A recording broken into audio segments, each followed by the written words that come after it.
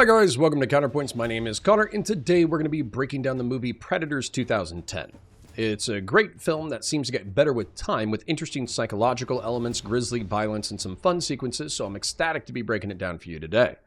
The film opening is bewildering for our protagonists, and so let's just start there.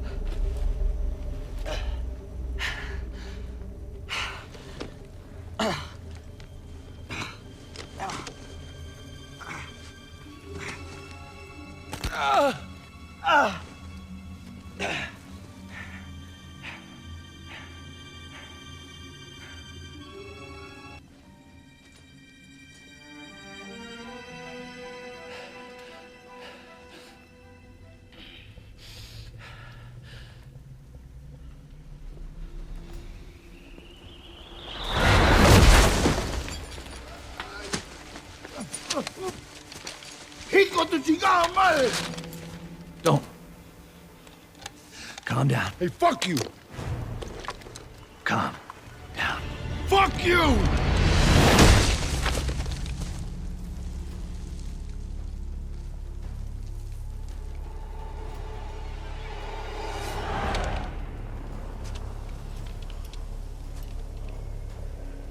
Looks like your chute didn't open.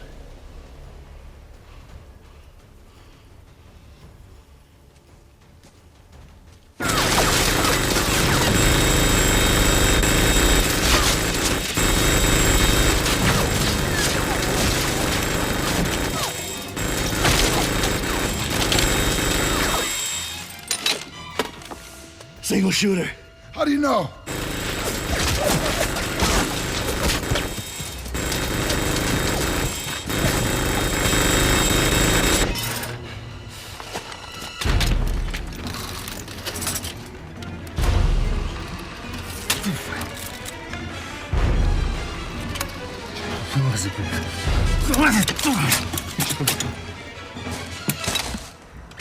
Please stop doing that.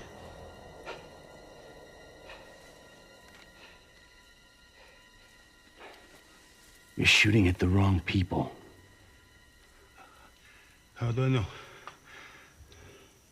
Because otherwise we wouldn't be having this conversation.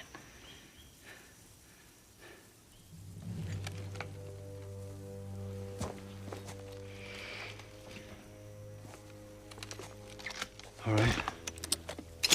You want to show me the right ones?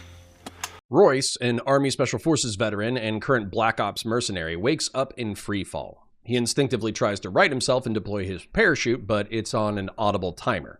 Despite a heroic and panicked effort, Royce's parachute deploys without his input just in time to crash through a jungle canopy and dump him onto the ground. Royce's loadout is custom. Rather than armor plate common at the time, he has a load-bearing vest. The difference between that is that armor is designed to stop bullets, whereas LBVs are simply meant to carry gear. Royce's LBV is covered in shotgun ammo and a massive Bowie-style machete. Royce has an Atchison Assault 12-gauge shotgun, commonly known as the AA-12, an expensive but reliable, durable, and vicious piece of weaponry. The AA-12 is not widely available to civilians because it fires a variety of 12-gauge shotgun rounds and fully automatic. Buckshot, slugs, or even explosive frag 12 rounds can be used to absolutely annihilate a target. The shotgun sports a custom front grip and light mount to help stabilize when firing and help in low visibility conditions. Royce also has a 1911 .45 caliber pistol as a backup, something he starts to slowly pull on the first person he encounters. It seems that Royce would rather die trying to pull on any attacker than to ever surrender. Prior to this freefall, Royce was in Africa hunting and killing a rebel leader and Western mercenaries on behalf of a dictatorial government. Royce was known as a killer without scruples, willing to work for bad men for the right price. Cuchillo, or the knife, is a Los Zetas enforcer. Cuchillo knew death at an early age, losing his only brother. Seeking an escape from poverty, Cuchillo joined the Zetas and became a feared enforcer. Los Zetas is a Mexican drug cartel founded by former Mexican Army Special Forces. Originally the enforcement arm of the Gulf Cartel, they split and operated independently, seizing massive swaths of territory through barbaric violence. Los Zetas were famous for torture, beheadings, mass shootings, kidnapping, extortion, and assassination, all in the service of more territory and more money. Cuchillo's weapons of choice are a pair of MP5K submachine guns. The MP5 was developed by the German gun manufacturer Heckler & Koch and modeled after their G3 assault rifle. The MP5 has a roller delay blowback system that slows down the cycling of the bolt, making for smoother recoil when fired. This has made it a favorite of law enforcement and criminals with enough cash to get their hands on them. Royce and Cuchillo's confrontation is rudely interrupted by a third party, a Spetsnaz Alpha Group soldier named Nikolai, who blasts at them with a minigun. At the time of Nikolai's arrival, he was participating in the Second Chechen War, taking out jihadist Chechen separatists. While the war in Chechnya had been initiated by anti-Russian terrorist attacks, pro-Russian forces had definitely taken their pound of flesh, and Alpha Group was the tip of the blade doing the cuts. Alpha Group is a subdivision of the Russian Special Forces thought to operate specifically for the intelligence services and at the whim of powerful political figures. Their mandate is counterterrorism, but it is believed that they are a flexible military unit, trained in sabotage, assassination, and covert warfare. Nikolai has what suspiciously looks like an American M134, but is alleged to be a GHSG Russian minigun, commonly associated with Hind helicopters. While Nikolai blasts away, Cuchillo takes cover and Royce flanks. When the Russian's minigun jams, Royce takes the opportunity to introduce himself. While no one has any reason to trust the other, their mysterious and simultaneous appearance in the jungle gives them enough pause for a temporary alliance. They encounter more human warriors as they make their way. Isabel is an Israeli Defense Force sniper. The Israeli Defense Forces have been fighting for their state's existence since its formation in 1948. Isabel was an assassin sent across the world to take out jihadist leaders who might threaten her nation. She is armed with a Blazer R93 sniper rifle with an Elcan digital hunter scope, which is designed to be used in daylight and low-light conditions. Hanzo is a member of the Yakuza, or Japanese Mafia, specifically the Inagawa Kai outfit. The Inagawa Kai made their money primarily through gambling, but were also known for loan sharking, extortion, prostitution, and smuggling. Hanzo was an enforcer, taking out anyone deemed a liability by the bosses. He has lost several fingers for speaking out of turn. Hanzo is armed with a Beretta 92 FS Enox with a compensator. The Beretta is an Italian weapon known for its reliability and beautiful aesthetics. The slide is incredibly light, leading to some shooters complain of high recoil for such a small weapon, but the truth is trained marksmen can often drill holes with the Beretta. Mombasa is a member of the Revolutionary United Front, a terrorist organization in Sierra Leone. Mombasa was a child soldier from the age of 7 and killed his first man at the age of 9. The RUF was known for indiscriminate attacks against government forces and civilians, famous for torturing government sympathizers in horrific ways. Mombasa has an AK-47 and a 1911 .45 caliber pistol. Walter is a mass murderer 2 days away from execution by lethal injection. While the details of his exploits are unknown, his lawyer attempted to plead insanity to keep him from death. Walter only has a makeshift knife. Finally, Edwin rounds out the crew, a doctor with a knowledge of biotoxins and a scalpel, although compared to the others, he seems harmless. This ragtag group of killers travel together, quickly finding a Yautja shrine with gory trophies. Shocked by the sight, they begin to speculate about how such a diverse group of killers all landed on one planet. Was it a training exercise, a psychological experiment, drug-induced hallucinations, or were they in hell? The suggestion that they were already dead and experiencing divine justice seems to haunt the group until Royce reminds them that you don't need a parachute to get to hell. The group finds empty kennels foreshadowing a looming threat. Hey, where are we going? Someone put a saw on this rock. There's gotta be a way off it. Ow! What the fuck?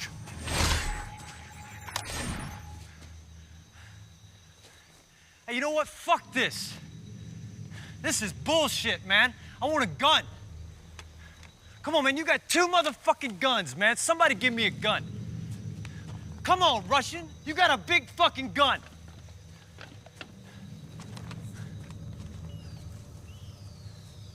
Come on, man. Give me a gun. Give me your gun. Right now. Give me your gun.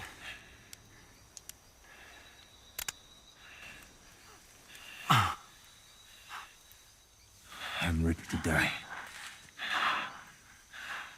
Are you?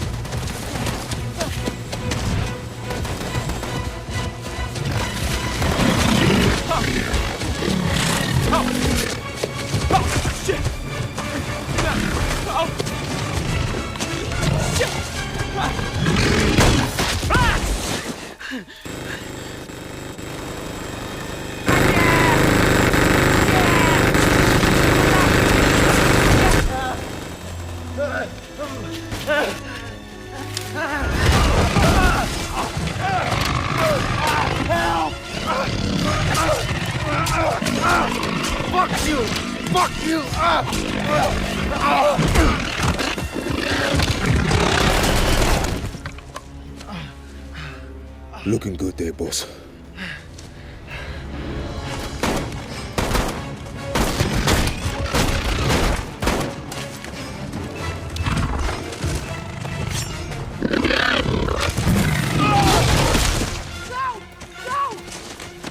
Come on, come on!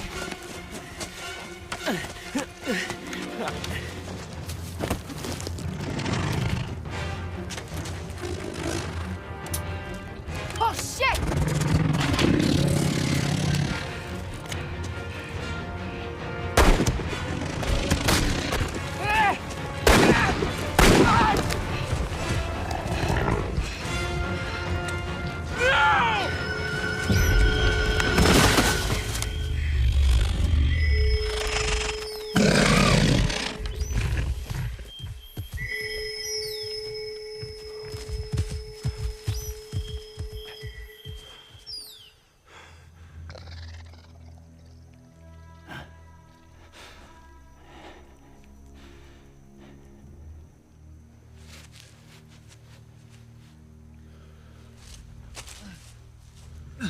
As bad as you are. Those things are worse. The group is nearly taken out by a dead man's series of traps. They are divided by a deadfall trap, spring-loaded spikes, falling stakes, and a punji trap. Narrowly surviving several close calls, they find an Army Special Forces soldier with his chest blown out. Royce believes that whatever killed the soldier is big, as a deadfall trap is supposed to be set at 5 times the weight of the target animal, and the improvised trap was huge. The tension in the group reaches a fever pitch when a Falcon drone buzzes by. Walter threatens Mombasa so he can get a gun, which is responded to by the RUF soldier coldly. He states he is ready to die and puts a pistol to Walter's throat. It's then that the group is confronted by predator hellhounds. These canine-looking creatures are similar to therapsids or pre-mammalian reptiles that have mammal features. They are also used similarly to hunting dogs. The hellhounds have horns and spines protruding from their body along with thick, resilient skin. While able to be killed by bullets and blades, they take many bullets and forceful slashes and thrusts to penetrate their reinforced hides. In their role, they pursue, flush out, and wound the prey of the Yautja, although the predators prefer to finish off their prey on their own. The group work together to survive, but are on the verge of being overrun. Just as Isabel is about to shoot herself to avoid being devoured, the Yautja call off the hounds, not wishing to spoil the game. The group has expended considerable ammunition just to kill the dogs. Nikolai's ammo reserve is completely spent, and Royce dumped a host of Frag 12 rounds into the animals to bring them down. Royce realizes that they're in a hunting preserve and the warriors are the game. Rather than be run down and picked off, Royce would prefer to track the hounds back to their masters and confront their hunters. The group realizes they lost Cuchillo and find him slumped in ankle-high grass, begging for help. They know it's a trap, and so after some hesitation, Isabel delivers a mercy shot. Hauntingly, Cuchillo's voice continues to beg for help through a Yautja sound projector as he is already dead. The gang walks into the hunter's camp, finding fresh horrors.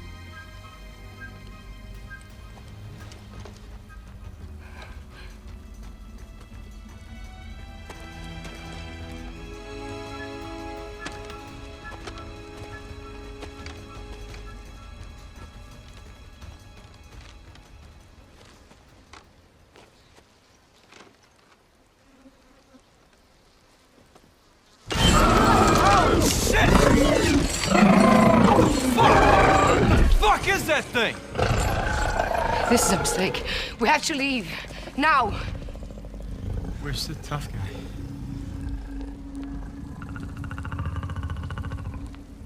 He left us. He's here.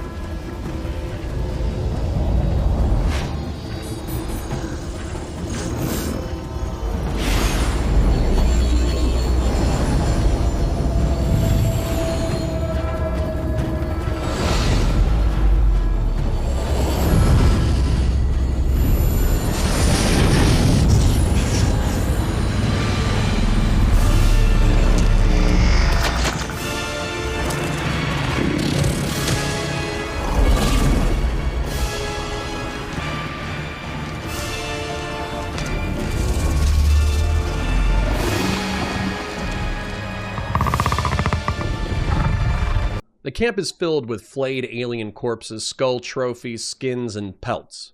There even appears to be a dragon or dinosaur skull serving as a brazier. The group finds a bound and tortured Yautja and are transfixed by the monster. If you've watched other videos, this lore will be familiar, but let's get the noobs caught up. The Yautja, or Predator, were a feral species on a distant planet.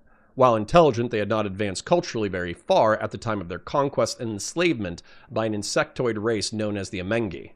The Amengi were wildly technologically sophisticated, but not as physically powerful as their slave species. Eventually, the Yautja overthrew their rulers and re-established their dominance. They kept the high technology of the Amengi, but returned to their tribal and hunting-based culture. To keep themselves strong and prevent their re-enslavement, the Yautja traveled the galaxy searching for warriors and beasts to defeat in battles and hunts. The xenomorph is considered the peak of rival threats, but humans are a common favorite. While humans are smaller and frailer than Yautja, they are often resourceful and have dangerous weapons capable of testing the Yautja's durability, cunning, and strength.